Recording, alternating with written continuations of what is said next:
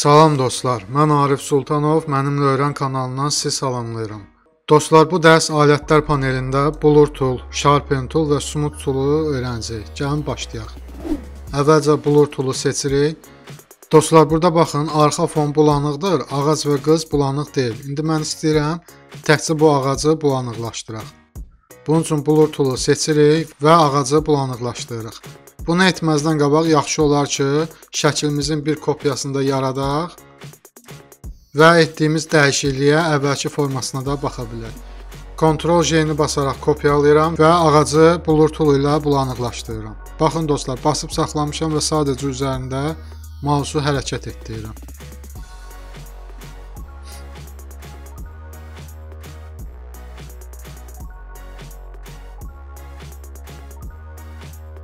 Şəklimiz hazırdır dostlar. İndi ağac da arxa fonda bulanıqdır, amma qız bulanıq deyil.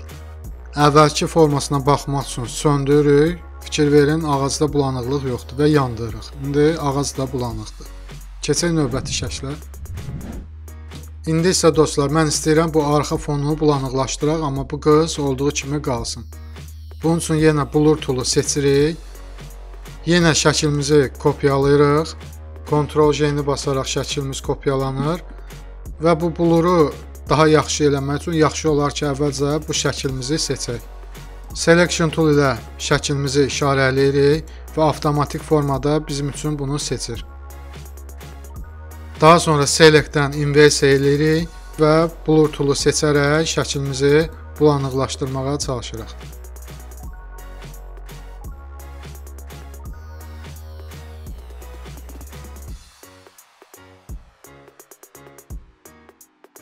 Daha sonra Ctrl-D-ni basaraq deselect edirik. Baxın dostlar, indi şəklimizdə qız olduğu kimi qaldı, amma digər tərəflər hamısı bulanıqlaşdı. Əvvəlki formasına baxmaq üçün şəklimizi söndürürük, yandırırıq. Baxın, burada bulanıqdır, bu da əvvəlki formasıdır. Daha sonra gəlir Sharpen Tool. Növbəti şəklimizə keçək. Dostlar, Sharpen Tool ilə biz şəklimizin hər hansısa bir hissəsinin görüntüsünü daha da dəqiqləşdirə bilərik. Yenə şəklimizin bir kopyasını yaradaq, Ctrl-J-ni basaraq şəklimizi kopyalayıram, əvvəlki formasına baxmaq üçün. Və bu pişiyin göz hissəsini Sharpen Tool ilə işarələyirəm.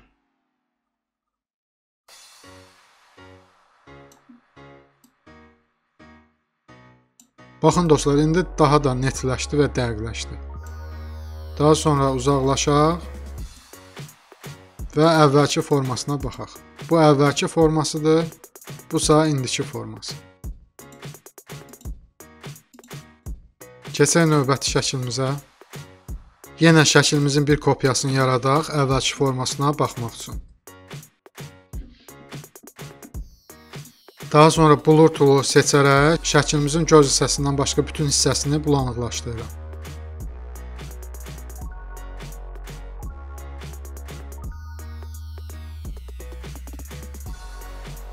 İndi isə dostlar, Sharpen Tool-u seçərək göz hissəsini işarələyirəm.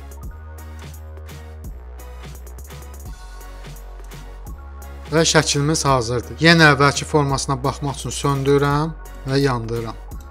Baxın dostlar, biz göz ətrafı bütün hissələri bulanıqlaşdırdıq, gözü isə netləşdirdik. Daha sonra gəlir Smooth Tool. Növbəti şəklimizə keçək. Şəklimizi yaxınlaşdırırıq. Dostlar, Smooth Tool bu hissələri baxın belə dartmağa yarayır. Məsələn, bunları biraz uzada bilərik. Sayzını biraz da balacalaşdırıram.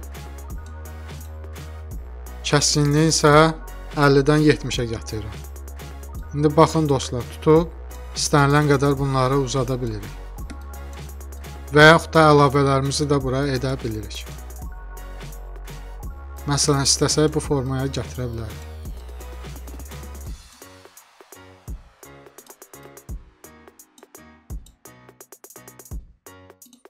Və yaxud da buralarda istəsək belə bir əlavələr eləyə bilərik.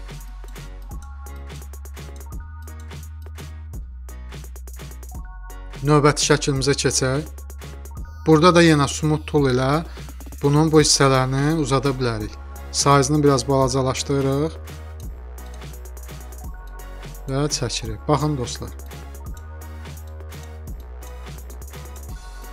İstəsək əlavələr də eləyə bilərik.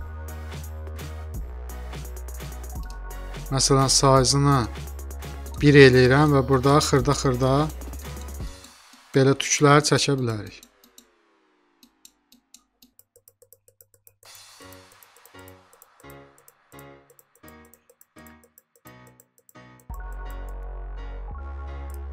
Yenə istəsək bunun göz hissəsini daha da netləşdirə bilərik. Bunun üçün Sharpen toolu seçirik. Sayzı balacalaşdırırıq.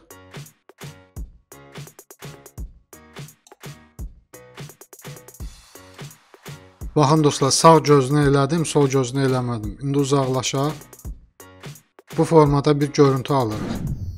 Bugünkü dərsimiz bu qədər dostlar. Videom sizə yararlı oldusa, videomu bəyənməyi və kanala abunə olmağı unutmayın. Sağ olun, növbəti dərslərdə görüşərik.